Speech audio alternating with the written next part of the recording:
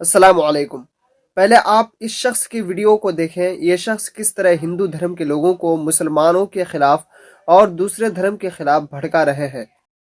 पहला रास्ता, देश में हमेशा के लिए हिंदुओं का बहुमत बनाकर रखो। हमारा बहुमत है, हम सुरक्षित रहेंगे। सूर्यवान तो है ही, और सूर्यवान 10 और सामने 1000 है, तो सूर्यवान भी मारा जाएगा या नहीं? आज सूर्यवान 55 है तो सूर्यवान जीतेगा, और बहुमत तो रहना चाहिए ना।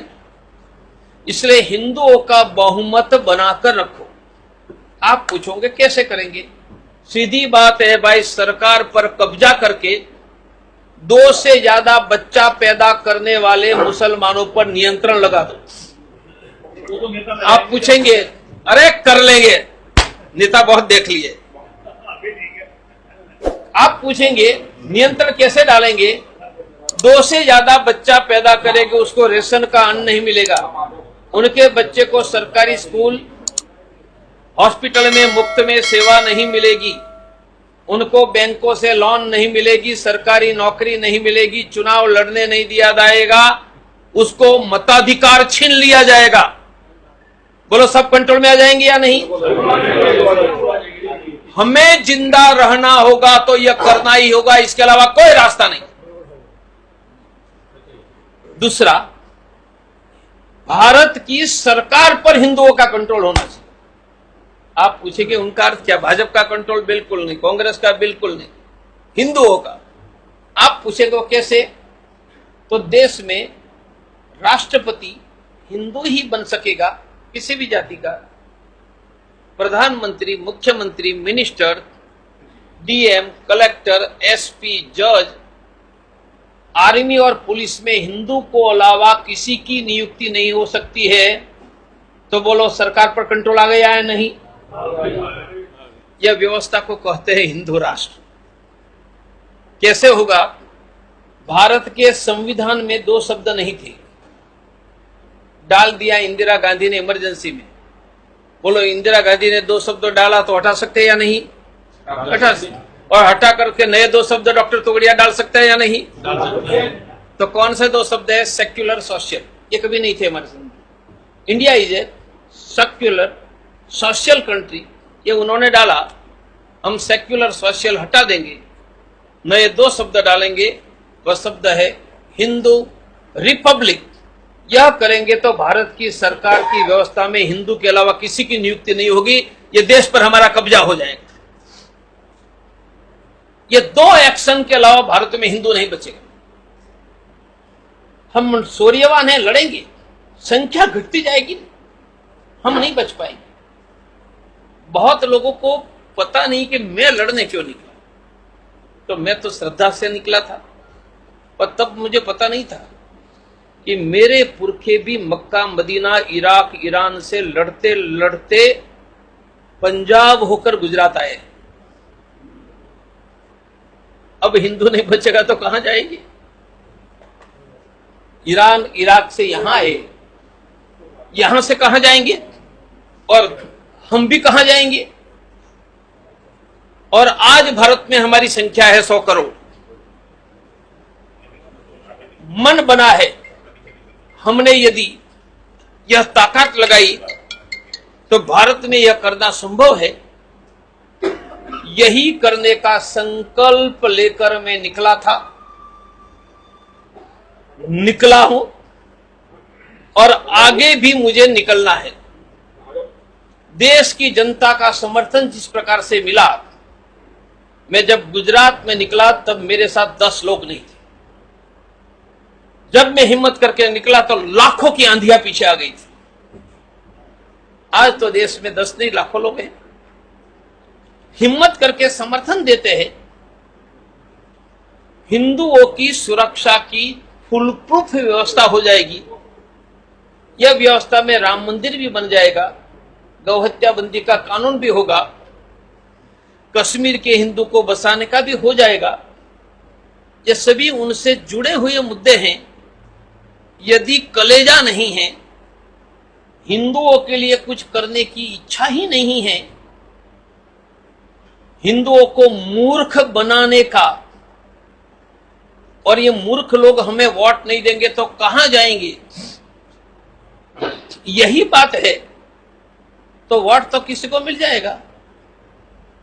हिंदुओं का फ्यूचर क्या? बस मेरे भाइयों, फ्यूचर हम मिलकर तय करेंगे। लाखों करोड़ों लोगों के मन में यह भाव है और उनमें से हमारा आर्थिक विकास का रास्ता भी निकलेगा। जनसंख्या का नियंत्रण करोगे तो रोजगार भी मिलेगा, जनसंख्या का नियंत्रण करोगे तो शिक्षा में भी मदद मिलेगी, वरना टैक्स हम भरते रहेंगे, वह बच्चा पैदा करते रहेंगे, ना हमें रोजगार मिलेगा, ना हमें शिक्षा में मदद मिलेगी। हमें शिक्षा, रोजगार और आर्थिक समृद्धि प्राप्त करनी है तो देश की जनसंख्या का नियंत्रण करवाओ, और हिंदुओं ने तो नियंत्रण कर लिया है, नहीं हो रहा है वहां, उनसे हिंदू भी बचेगा, हमारी आर्थिक समृद्धि बचेगी। मेरे भाइयों, वीरों के पुत्र को, क्योंकि कायर थे वहां चले गए, और वीरों के वंशज हम यहां खड़े हैं, वो मौन रखकर घर में बैठे रहेंगे तो हम मारे जाएंगे, और हिम्मत करके हमारे साथ निकलोगे तो हिंदू जाति को विजेता बनाकर 500,000 वर्षों के बाद हमारा वंशजों का नाम लेने की कोई हिम्मत न करे, ऐसा समर्थ भारत में यह देश में खड़ा कर लेगा। ये करने के लिए आप सबका सहयोग चाहिए। क्या हुआ, किसने क्या किया, उसमें मेरी कोई रुचि नहीं है। इतिहास में अनेक घटनाएं होती है, अप्स भी आता है, डाउन्स भी आता है, आगे पीछे होता है, हो गया हो गया। हम आगे क्या करेंगे?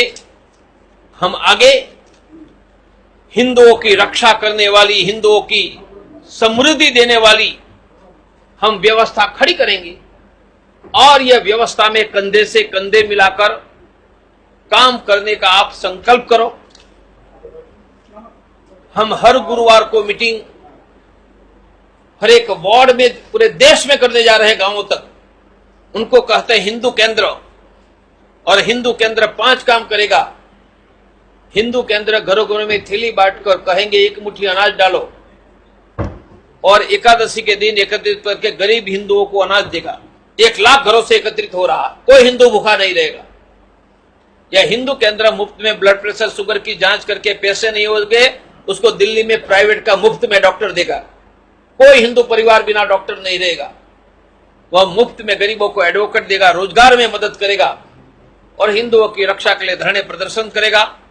ये 5 काम हिंदू केंद्र के द्वारा करना। हिंदू केंद्र में आएगा वह हिंदू साथी, वह सप्ताह में 10 लोगों को मिलकर आएगा। आज जितने कार्यकर्ता आए हैं, हर एक वार्ड में आप गुरुवार से मीटिंग शुरू करो, हम मिलकर एक अभियान चलाए। मेरा प्रयास है कि जिनको मिलेंगे उनको कहेंगे कि आप हर रोज हिंदू राष्ट्र की जय बोलो, और मैं हिंदू राष्ट्र के लिए वोट डालूंगा। मैं कोई पक्ष की बात नहीं करता हूं।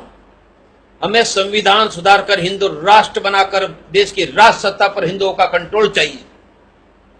मैं प्रतिदिन हिंदू राष्ट्र की जय बोलकर हिंदू राष्ट्र के लिए वोट डालने का तय करूंगा। जिस दिन 15 करोड़ लोगों ने यह संकल्प किया, हम लाल किला पर भी भगवा लहरा देंगे और लाहौर रावलपिंडी को भी कुचल आपको प्रति सप्ताह 10 लोगों को मिलकर सुबह हिंदू राष्ट्र की जय, वो हिंदू राष्ट्र के लिए वोट डालूंगा। मैं आपको एक कागज दूंगा, इसमें लिखा है वो कीजिए। एक नंबर देता हूं, जिनको मिलेंगे उनको 3 बातें सिखवानी है। आचरण से हिंदू जागरूक, सक्रिय हिंदू। मेरे साथ बोलो, मैं आचरण से हिंदू बनूंगा। सुबह उठकर धरती माता, कुलदेवी, माता पिता के चरण स्पर्श, गाय को रोटी, हिंदू एकता के लिए मैं एक शेड्यूल्ड कास्ट के परिवार को मित्र बनाऊंगा। भारत में हिंदू राष्ट्र बनाने के लिए रोज सुबह बोलूंगा, हिंदू राष्ट्र की जय हो। मैं हिंदू राष्ट्र के लिए ही वोट दूंगा। मैं जागरूक हिंदू बनूंगा। किसी भी गरीब हिंदू को शिक्षा, स्वास्थ्य, रोजगार में मदद करूंगा। मैं सक्रिय हिंदू बनूंगा। कहीं पर भी हिंदू का अपमान होगा तो अपमान के विरोध की चर्चा 10 लोगों से करूंगा। विरोध का पोस्टकार्ड लिखूंगा। विरोध में ईमेल, व्हाट्सएप, फेसबुक करूंगा। देखा आपने किस तरह यह शख्स भड़काऊ भाषण दे रहा है और हिंदू समाज के लोगों को भड़का रहा है, मुसलमानों के खिलाफ और दूसरे धर्म के लोगों के खिलाफ। और इस शख्स का कहना है कि तुम हिंदू हो तो अपनी बहुमत बना के रखो और हुकूमत को अपनी जेब में रखो और फिर पूरे हिंदुस्तान में, पूरे मुल्क में हुकूमत करो। लेकिन इनको पता नहीं कि वो इमाम हुसैन थे जिन्होंने 71 साथियों के साथ हजारों के लश्कर को मात दे दी। दोस्तों, हम मुसलमान हैं, जब हम अपनी आप पर आ जाते हैं तो हम किसी को नहीं छोड़ने वाले हैं। ऐसा नहीं है कि मुसलमानों के पास ताकत और क़ुव्वत नहीं है। अल्लाह रब्बुल इज़्ज़त की तरफ से मुसलमानों के साथ फतह और नुसरत इंशाअल्लाह आएगी। इज़ा जाअ नस्रुल्लाह और नस्रुम मिनल्लाहि व फतहुन क़रीब। अगर मुसलमान अपने आप पर आ जाए तो इंशाअल्लाह ताला दुनिया की कोई ऐसी ताकत और क़ुव्वत नहीं है जो हमसे पंगा ले सके। इसलिए दोस्तों, आप भी अल्लाह रब्बुल इज़्ज़त से दुआ करें कि मुल्क में चैन और सुकून की ज़िंदगी सबको अता फरमाए, चैन और सुकून की ज़िंदगी के साथ रहने की तौफ़ीक़ अता फरमाए। और वीडियो पसंद आए तो वीडियो को लाइक करें, चैनल को ज़रूर सब्सक्राइब करें ताकि आगे भी आपको इसी तरह की अपडेट्स मिलती रहें। और इस वीडियो को ज़्यादा से ज़्यादा शेयर भी करें। खुदा हाफिज़।